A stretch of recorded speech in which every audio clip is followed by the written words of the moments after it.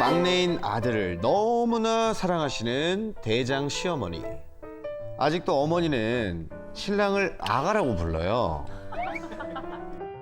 처음 결혼해서 아가 부르셔서 네 했더니 아니 내 아기 막내 아들.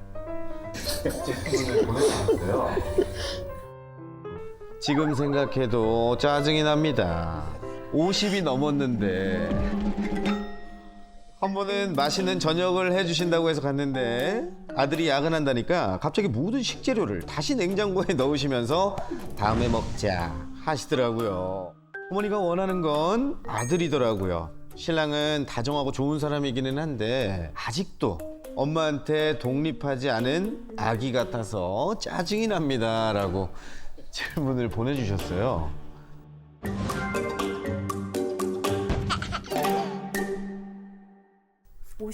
오십 세인데 아기신 분. 이분도 이명이에요? 얼굴 이명? 공개는 이명? 네. 그러니까 아기인데 공개하면 좀 그럴 것 같긴 해요. 너무 애기 같아서. 대화는 가능하다고 하는데요. 이 사연 주인공이 어디십니까? 우리끼리 비밀로 할게요.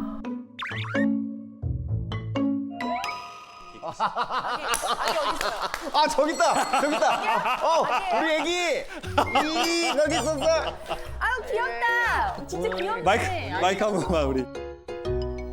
네. 화면에 나와도 됩니다. 화면에 나와도 됩니다. 완전 공개예요. 완전 공개예요. 예.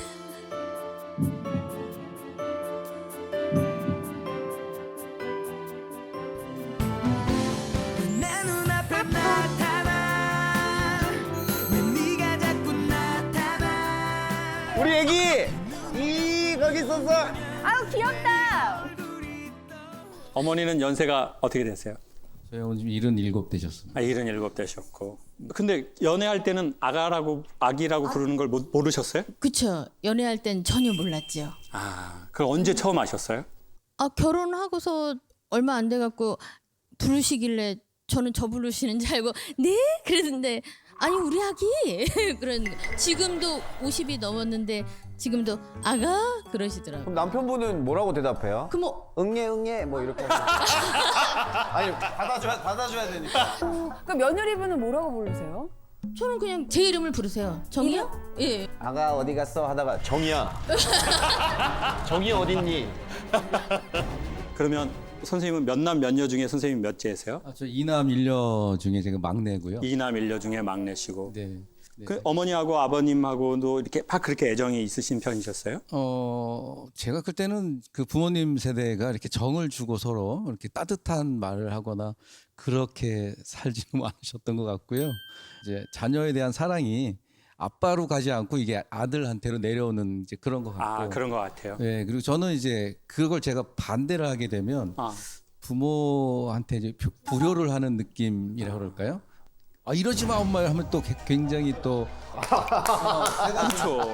아가 이런데 엄마 나 50이야. 이러면은 이거 엄마 얼마나 상처받으시겠어요.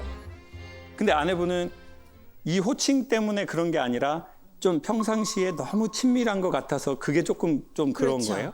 그렇죠. 아주버님이랑 신호는 어머님의 이런 걸 절대 받아주지 않아요.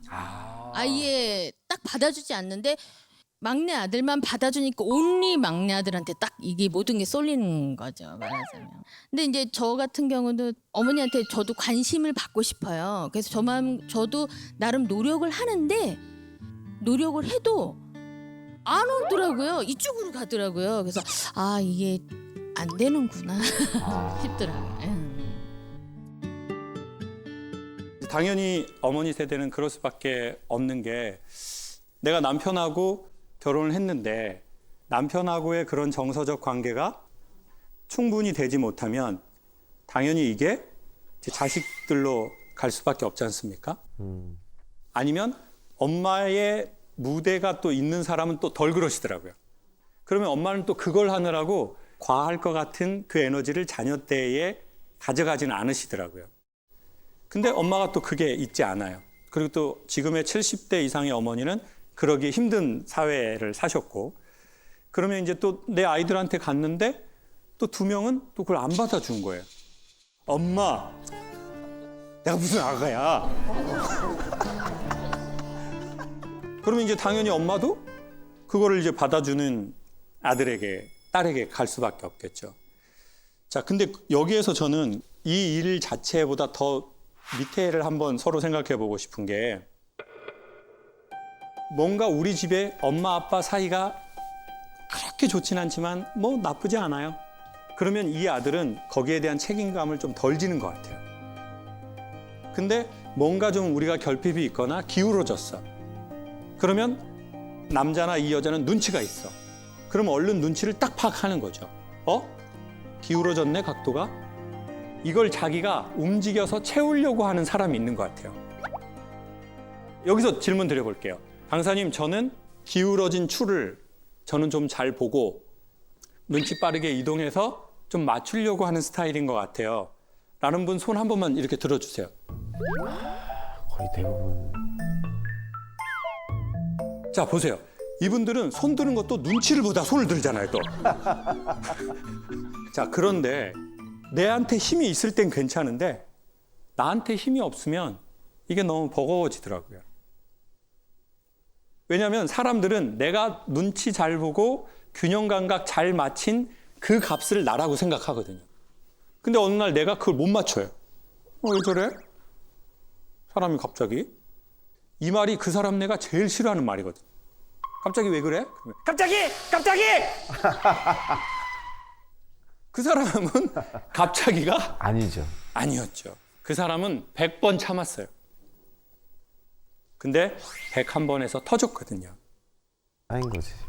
그렇기 때문에 이게 시어머니와 뭐 며느라이의 뭐 이런 것보다 우리가 이때까지 살아온 어떤 모양들, 그것을 가능한 범위 안에서 이렇게 조금 대면했으면 좋겠는 거예요. 그리고 부부끼리 왔으니까 그것을 갖고, 그리고 부부끼리 왔으니까 그것을 갖고 서로 얘기를 했으면 좋겠는 거예요. 근데 얘기에 딱 하나 필요한 기술은 예의와 존중인 것 같아요. 내가 좀 이 말이 아무리 맞다 하더라도 이 사람한테 좀 예의 없는 느낌이나 존중하지 않는 느낌인 것 같으면 그렇게 하지 않는. 근데 이제 우리는 내가 틀린 말해? 내가 틀린 말 하냐고. 나는 틀린 말을 하지를 않는 여자야. 성격 자체가.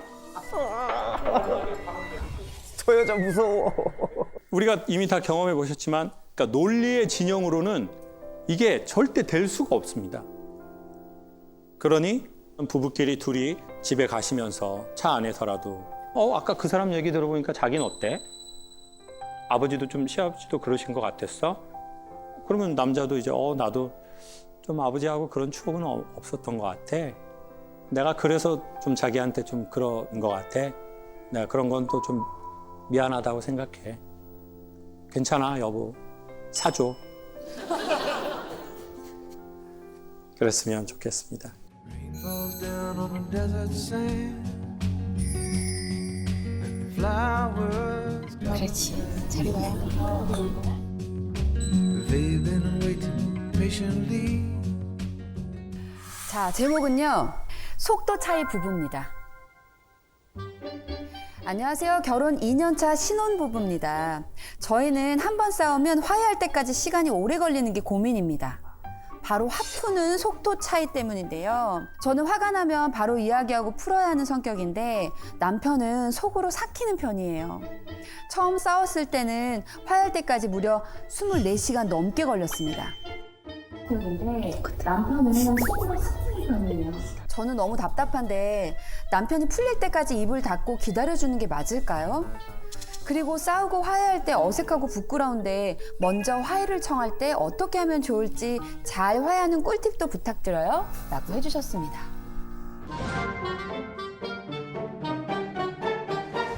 어디 계시죠? 이분들 익명. 네, 속도 차이 신혼부부.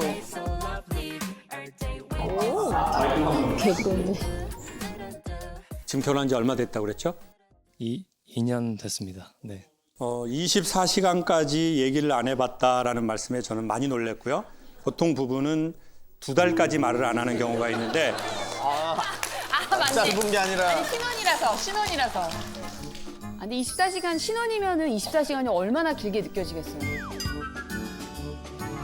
여기에서 이 이야기를 꼭 소개하고 싶은 게 이게 집동물 같은 사람인지 야생동물 같은 사람인지를 알고 결혼하시라고 추천하고 싶어요.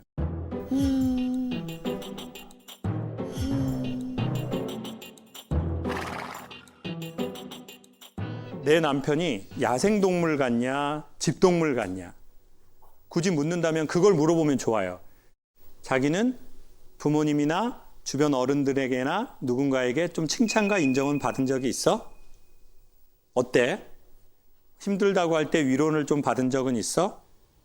그러면 그걸 받지 못한 야생동물처럼 자란 사람들이 있어요. 특별히 여자보단 남자가 이게 좀 심해요. 이 남자들은 누구를 경험했냐면 권위주의자를 경험해요. 권력과 위력으로 남을 누르려는 사람이에요. 내가 아빠고 넌 자식이고 너 몇 끼야? 뭐 이런 거 있잖아요. 너 몇 살이야? 뭐 이런 거. 그러다 보니 대부분의 한국 남자들이 어떻게 컸나 보니까 위로와 칭찬을 되게 못 받은 거예요. 권력과 위력으로 남을 누르려고 했던 사람을 너무 많이 경험하다 보니까. 그러면 이 사람들은 약간 야생동물처럼 되기 시작해요. 그러니까 집에서는 낳는데 야생에서 키워진 거예요. 그러고 보면 한국의 3, 4, 50대, 특별히 4, 50대 남자는요.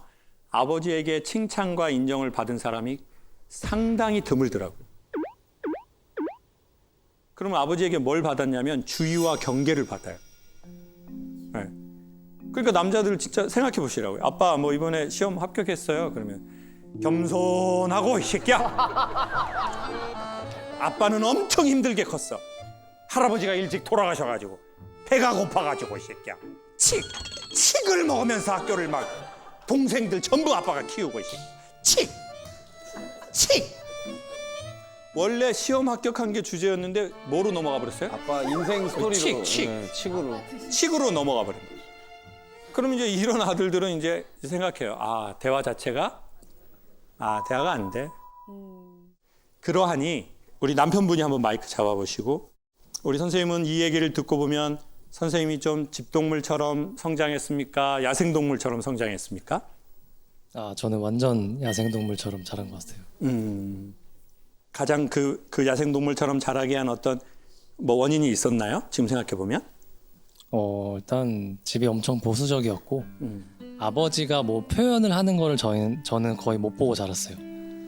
그래서 뭐 거의 뭐 제가 뭔가 좀 찡찡댈 때면 원래 인생은 다 그런 거다. 참고 살아라. 약간 이러신 분이고 좀 요즘엔 좀 저를 좀 객관적으로 내가 이런 가족을 통해서 자라와가지고 즉각적으로 감정을 표현하면서 푸는 방식에서 굉장히 못하는 사람이구나를 최근에 많이 느끼고 있어요. 맞아요. 야생동물들은 자기 영역에 들어오면 죽이려고 그래. 여러분 야생동물들이 같이 모여있는 경우가 별로 없어요. 다 지들 영역에서만 살아요. 그럼 같이 모여있는 애들은 누구예요? 그 뭐 양, 임팔라. 예? 임팔라. 뭐 같이 모여있는 친구들 있어요. 약간 순둥순둥해가지고 막 이렇게 같이 있는. 근데 야생동물들은 전혀 종이 다른 애들하고 같이 잘 안 있어요. 그러면 야생동물들이 어떻게 치료하나 봤더니 아프면 자기가 들어갈 수 있는 가장 깊숙한 숲으로 들어가 버린대요. 자기가 들어갈 수 있는 가장 깊숙한 동굴로 들어가 버리는 거예요. 폐쇄적이구나. 그리고 눈을 감고 가만히 있는 거예요. 근데 이제 와이프는 이런 이해도가 없으니까 이 새끼가 나를 무시하고 들어갔네? 새꼬챙이 어디 있어? 그래가지고 새꼬챙이 같은 거 찾아가지고 나와 이 새끼야. 야, 안 나와? 나와. 나 지금 24시간째 기다리고 있어 밖에서. 그러니까 안에 있던 야생동물이 이렇게 계속 찍을 거 아니에요. 새꼬치로. 그럼 둘 중에 하나를 해요. 더 깊숙한 곳으로 들어가 버려. 아니면 엄청 빨리 나와서 그 여자를 때리고 어디로 도망가 버려요. 자기도 정신이 없어가지고 나 모르겠다. 그리고 집을 찾아오기가 힘들어. 그리고는 내가 왜 이랬지? 그렇지만 나도 힘들어서 그런 건데. 그래서 때로는 이렇게 생각하셨을 거라고. 이 남편이 하는 일은 되게 전문가가 하는 일을 하고 있고 남들한테 좋은 일도 하고 심지어는 종교의 지도자가 되기도 하고 교수도 되고 리더도 되는데 왜 이렇게 속이 좁지? 왜 이렇게 잘 삐지지? 왜 이렇게 자꾸 동굴 들어가? 공구리 쳐버려 이거?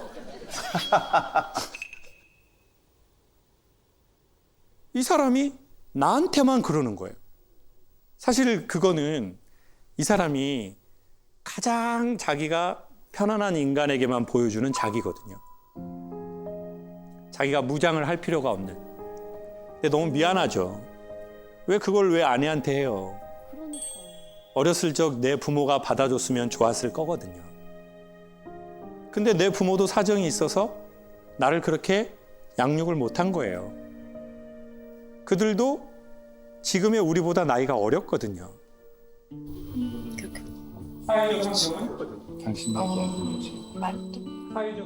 근데 이때 만약에 남편이든 아내가 이 사실을 인지하고 마음에 힘이 있어서 아, 내가 그러면 좀 받아준다, 내 남편이. 내가 어느 날 갑자기 화도 많고 너무 내가 극단적일 때도 있고 그때마다 아내가 아이고 얼마나 힘들으면 또 그래. 아이고 일로 와. 그러면 그 사랑 앞에 그 야생동물이 녹는 거죠. 그게 어떻게 보면 집동물이 귀여움을 부리는 것보다 때로는 더 말할 수 없는 감동적인 일이죠. 저 같은 경우에는 이제 아내분하고 성격이 좀 비슷해가지고 저 이해를 하는데 뭐가 좀 싫냐면 그래요. 기다려줄 수는 있는데 그거를 빨리 화해를 하면은 조금 더 행복한 시간, 맛있는 거를 같이 먹을 시간이 또 늘어나거든요. 그렇죠. 그 시간을 조금 단축시켜보고 싶은데 그런 방법도 좀 있을까요? 그걸 제가 생각하기엔 내가 밖에서 기다려준다라고 생각할 때 안에 있는 사람 입장에선 그 시간이 좀 더 빨리 나오는 것 같아요. 아, 그냥 기다려준다고 얘기했을 때요? 그렇죠. 오빠 좀 시간이 필요한 것 같으니까 오빠 좀 그런 시간 가져. 또 오빠 그러면 또 나 좀 뭐 이거 하고 있을 테니까 너무나 신경 쓰지 말고. 그럼 그 남자 그 여자 그 말을 듣고 제일 먼저 두 가지의 생각이 들어요. 첫 번째 미안하다, 두 번째 고맙다예요. 그리고 내가 이러면 안 되겠다. 나도 여기서 나가야지. 그리고 이 사람 너무 고마운 사람이니까 평생 샤넬 사줘야지. 이런 생각을 하게 돼 있어요. 그리고 조금 뭐 좋은 거 이렇게 동굴 앞에 좋아하는 거 제사상처럼 이렇게 차려가지고 그러면 이제 그 동물이 이렇게 지도 밤에 배고프니까 생선구이. 냄새 많이 나는 거죠. 그렇죠. 그래도 아내한테 좀 남편분은 미안한 게 있으세요? 네, 많이 미안하고요.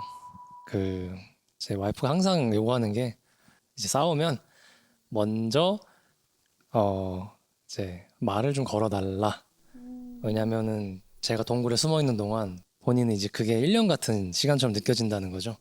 너무 힘들지, 맞아. 근데 그거를 이제 아직도 알고 있는데도 막상 저도 그 현실로 닥치면 행동으로 잘 안 나가요. 그거는 자존심인 것 같아요? 어색함인 것 같아요? 아니면 이럴 수도 있잖아요. 당신이 나를 좀 찾아와 줘. 저는 그렇게 말을 하고 있는데 근데 제 와이프도 그건 힘드니까 제가 먼저 가야 된다고 생각을 하고 있어요. 아, 근데 이기적이지 않아요. 24시간 동안 본인 동굴에 있었는데 그 타이밍이 끝나는지를 계속 눈치를 보다가 먼저 말 걸기까지 원하시면 뭐 아내분이 너무 힘들 것도 같아요. 아, 그렇죠. 네. 그래서 이제 먼저 말까지 걸어달라고는 좀 못하고 있고 최대한 동굴에서의 시간을 빨리 줄이고 그 대신에 저도 이제 와이프한테 밖에서 꼬챙이로 좀 찌르지는 말아달라. 밖에서 좀 환하게 웃고 있어달라. 그런 거를 좀 말을 하고 싶어요. 우리를 정말 제일 먼저 찾아와 줘야 될 그 사람은 누구냐면 이젠 어른이 된 우리예요. 그때 내 아이에게로 가서 야, 너 잘한 거야. 너무 훌륭해. 이만만 해도 괜찮아.